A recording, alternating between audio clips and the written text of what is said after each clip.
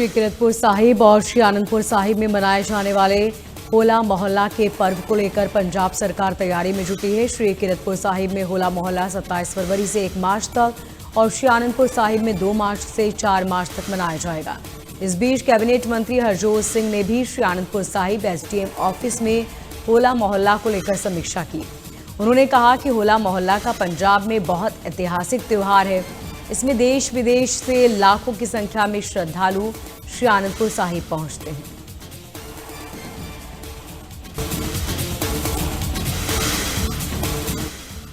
तरनतारन के civil hospital में पंजाब सरकार के फ्लैगशिप अभियान हमारे सीनियर सिटीजन हमारी शान है के तहत जिला स्तरीय समारोह और स्वास्थ्य कैंप आयोजित किया गया, जिसमें कैबिनेट मंत्री लालजीत सिंह भुल्लर शामिल हुए। उन्होंने कहा कि कैंप में बुजुर्गों के लिए फ्री हेल्थ चेकअप, आंखों की जांच, जोड़ों के इलाज के साथ मुफ्त दवा और चश्मे दिए गए।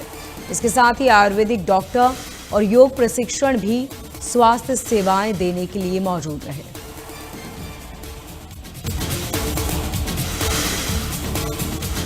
अमृतसर में आपसी रंजिश की वजह से 2 पक्षों में विवाद हो गया। दोनों पक्षों ने एक दूसरे पर लाठी डंडे पर से हमला किया। इसमें कई लोग घायल हो गए। घायलों को स्थानीय अस्पताल में भर्ती कराया गया। सूचना मिलते ही पुलिस पहुंची और जांच शुरू की।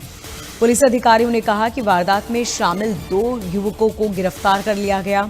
अन्य आरोपियों को भी जल्द गिरफ्तार किया जाएगा। स्थिति फिलहाल कंट्रोल में है।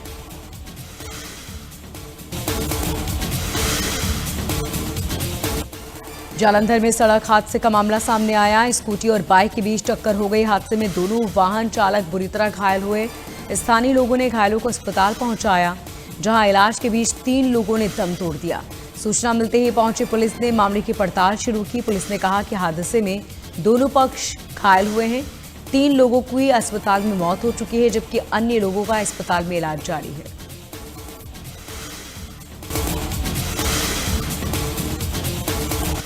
गुरदासपुर में ट्रैक्टर ट्रॉली ने बाइक सवार को टक्कर मार दी। हादसे में 2 बच्चों की मौत हो गई, जबकि पिता गंभीर रूप से घायल हैं, जिन्हें इलाज के लिए अस्पताल में भर्ती कराया गया।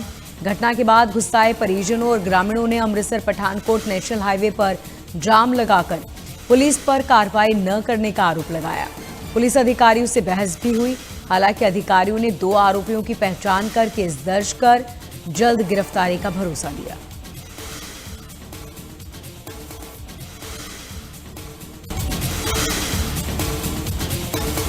अजनाला क्षेत्र में रावी नदी को खोलने का काम पंजाब सरकार की मंजूरी के बाद शुरू कर दिया गया। बाढ़ के बीच नदी में जमा हुई भारी मात्रा में रेत हटाई जा रही है, ताकि भविष्य में ज्यादा पानी का बहाव बाधित न हो।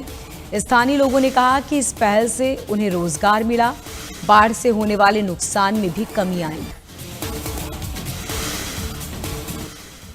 कुरुक्षेत्र में नागरिकों के लिए 7.03 करोड़ रुपए की नई कई विकास परियोजनाओं का शुभारंभ किया गया। विकास कार्यों का शिलान्यास हरियाणा राज्य बाल कल्याण परिषद के अध्यक्ष सुमन सैनी ने किया।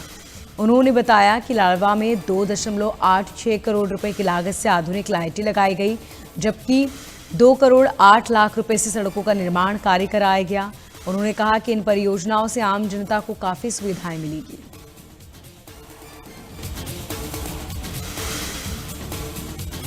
कैथल में भूमि धोखाधड़ी से जुड़े मामले की शिकायत समिति बैठक के बीच हरियाणा के कैबिनेट मंत्री अनिल विज और एसपी उपासना के बीच एएसआई को सस्पेंड करने को लेकर बहस हो गई। कैबिनेट मंत्री अनिल विज ने सार्वजनिक रूप से निलंबन के निर्देश दिए, जबकि एसपी ने अपने अधिकार क्षेत्र का हवाला देते हुए स्वतंत्र रूप से कार्रवाई करने की बात कही।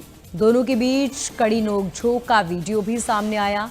कैबिनेट मंत्री अनिल विज ने कहा कि उनके निर्देशों का पालन करने का अधिकार नहीं तो पद छोड़ दें।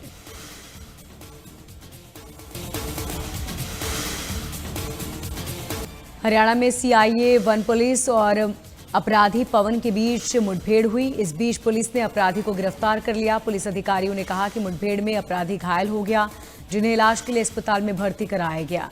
साथ ही अपराधी के पास से एक पिस्टल और कई कारतूस बरामद की गई। उन्होंने कहा कि पुलिस को मिली जानकारी के मुताबिक लूट और डकैती के कई मामलों में वांछित आरोपी किसी बड़ी वारदात की फिराक में थे। घेराबंदी के बीच आरोपी ने पुलिस टीम पर फायरिंग कर दी। उन्होंने कहा कि अपराधी के खिलाफ 35 से ज्यादा केस दर्ज हैं।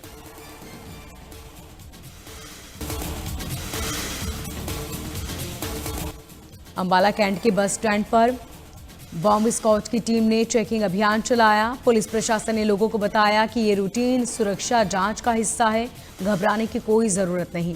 चेकिंग के बीच बस अड्डे पर खड़ी बसों की तलाशी ली गई, साथ ही पूरे परिसर की जांच हुई। पुलिस अधिकारियों ने कहा कि इस तरह की कार्रवाई समय समय पर सुरक्षा व्यवस्था को मजबूत करने के लिए की जाती है।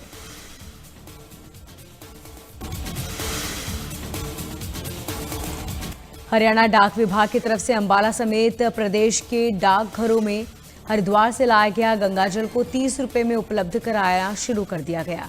इस पहल का मकसद उन श्रद्धालुओं तक गंगाजल पहुंचाना है जो तीर्थ यात्रा नहीं कर पाते।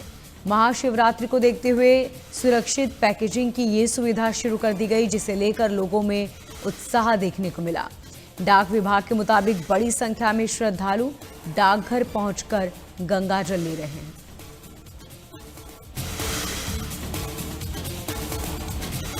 सोनीपत में शादी समारोह से आ रहे 7 दोस्तों की कार अनियंत्रित होकर पेड़ से जा टकराई।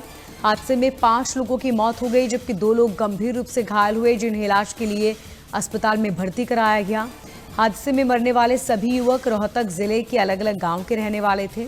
पुलिस अधिकारियों ने कहा कि हादसे की वजह अब तक साफ नहीं हो पाई।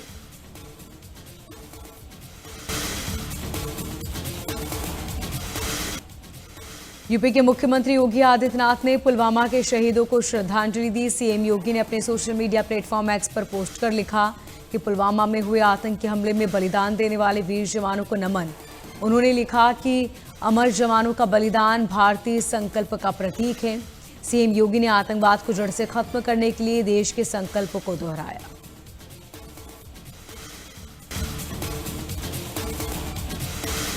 यूपी विधानसभा में राज्यपाल के अभिभाषण पर चर्चा हुई, जिसमें मुख्यमंत्री योगी आदित्यनाथ शामिल हुए। सीएम योगी ने विपक्ष के साथ साथ एक एक सवाल जवाब दिया। सीएम योगी ने कहा कि जब यूपी बीमारू नहीं, तेजी से विकास करने के राज्य बन चुका है। 2017 से पहले सत्ता के संरक्षण में पड़ रहे माफिया सरकार चला रहे थे। कानून चंद हाथों की जागीर बन चुका था। दंगा कर्फ्यू आम बात हो चुकी थी। आज यूपी उपद्रव्य नहीं बल्कि उत्सव प्रदेश है। इसके अलावा विपक्ष पर बरसते हुए सीएम योगी ने कहा कि माफियाओं की कब्र पर फातिहा पढ़ने के लिए जाते हैं, उन्हें वंदे मातरम का विरोध करते हैं। वंदे मातरम का अपमान कोई नहीं कर सकता, जो विरोध करता है उसको बाहर करना चाहिए। आरएसएस प्रमुख मोहन भागवत आज से गोरखपुर के 3 दिवसीय दौरे पर। इस बीच वे संघ के शताब्दी वर्ष पर आयोजित कई कार्यक्रमों में शामिल होंगे। 15 फरवरी की सुबह 9 बजे सामाजिक सद्भाव बैठक को संबोधित करेंगे, जिसमें विभिन्न जाति वर्गों और सामाजिक समरसता में भूमिका निभाने वाले शामिल होंगे। आज शाम करीब 3 बजे प्रमुख जन गोष्ठी का आयोजन होगा, जिसमें वे समाज के विभिन्न वर्गों को संबोधित करेंगे।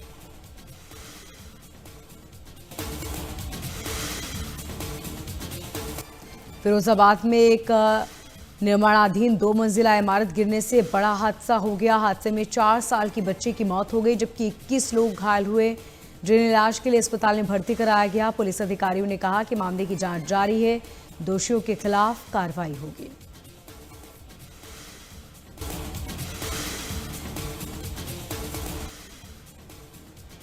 नेशनल चैंपियनशिप का उद्घाटन। इस बीच आपको बता दें, उत्तराखंड के पर्यटन मंत्री सतपाल महाराज ने चमोली में शीतकालीन विंटर कार्निवल चैंपियनशिप का उद्घाटन किया। उन्होंने घोषणा की कि ओली में ये विंटर कार्निवल अब हर साल आयोजित होगा।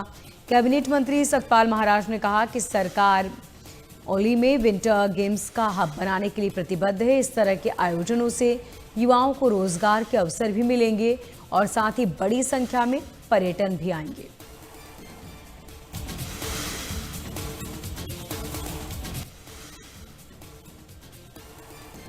उत्तरकाशी और चारधाम को जोड़ने वाले नेशनल हाईवे का हिस्सा क्षतिग्रस्त होकर धंस गया, जिसके चलते मार्गों को यातायात के लिए बंद करना पड़ा।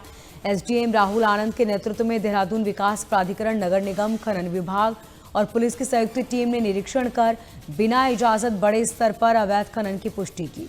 जिला प्रशासन ने दोषियों के खिलाफ एफआईआर दर्ज कराने और सड़क मरम्मत का पूरा खर्च उनसे वसूलने का आदेश दिया।